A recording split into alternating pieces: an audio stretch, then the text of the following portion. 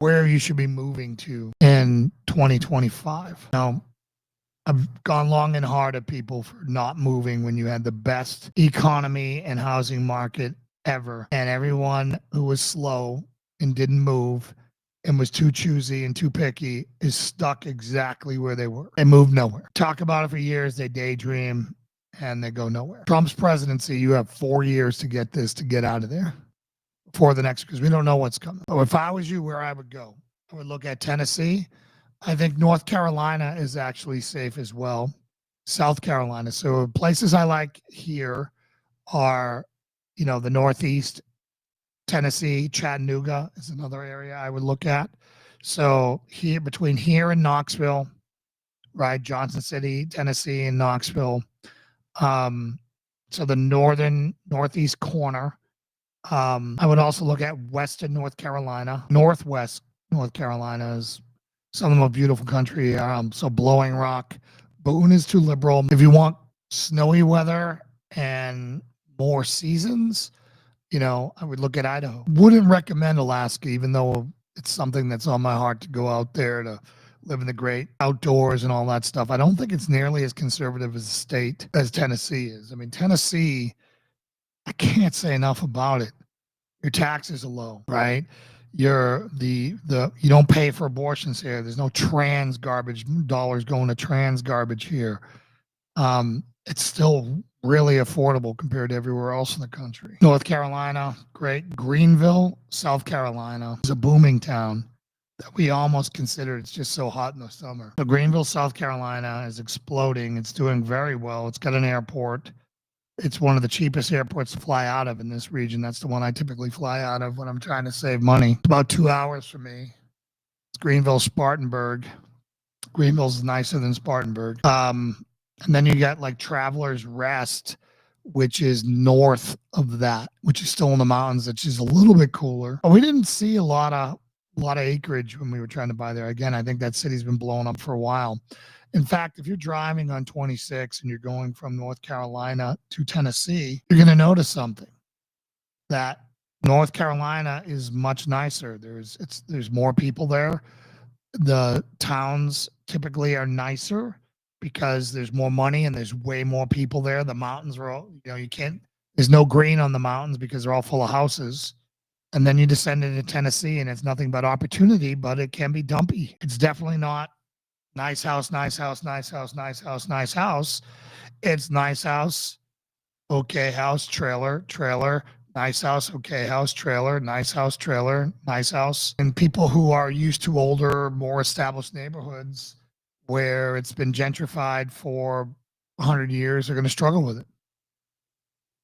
There are towns and parts of towns that are newer neighborhoods or where the old money was, and you'll find what you're more used to, like say in Virginia. But Tennessee still is full of opportunity for people who are not rich, who want to come down here and have a house and maybe some land.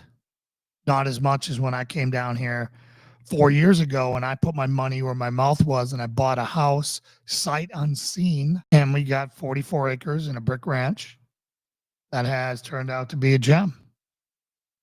Lord blessed us. Lord blessed our obedience. But look at those places. I would avoid Texas with everything I have. Politics in Texas are great mostly, but it is not a prepper's area in the slightest. An unnatural environment. It might as well be the surface of Mars. It's dry.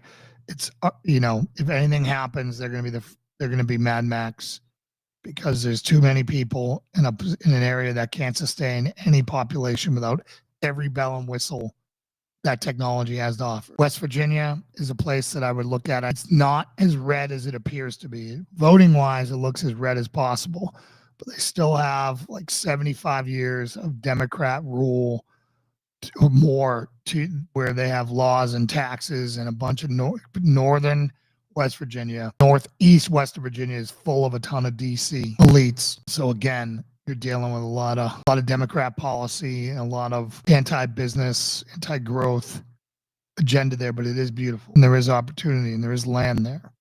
And it is a good prepping place. Virginia, Southern Virginia is absolutely gorgeous. It's as nice as anywhere in Tennessee. It's as nice as anywhere in North Carolina. I don't trust Virginia to stay red in the slightest. I was living in Virginia and we left. Decentralizes DC, and maybe they're able to get rid of K Street and get rid of all the government agencies that are so full there that overload Nova. He's going to be maybe able to flip Virginia red, depending on how many go and who goes where. But then you're exporting blue votes to red states. So I don't know how that's going to work. Geographically, it could work. I just don't trust Virginia to stay that way, and your tax dollars still go to abortion and everything else.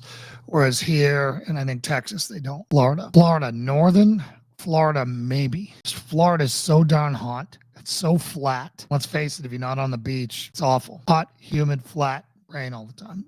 Great growing season for prepping. North Dakota, South Dakota, Montana. Those are North Dakota, South Dakota, Montana are places I'd look at. Getting more expensive. Wyoming, it's hard to get in and get out of, but I'd look at that as well. Again, very expensive in the nice places. Northern Alabama has some key opportunity places that we saw where it was pretty mountainous on the northern tip of Alabama. Warmer than it is where we are, but you can still get mountains in Alabama. Who would have thought, right? That's the southern side of the Smokies. North Georgia is another location where that's mountains, where you have the Smokies that you go to.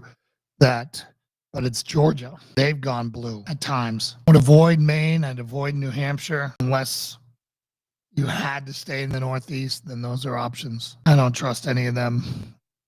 They all want blue. They'll be blue forever.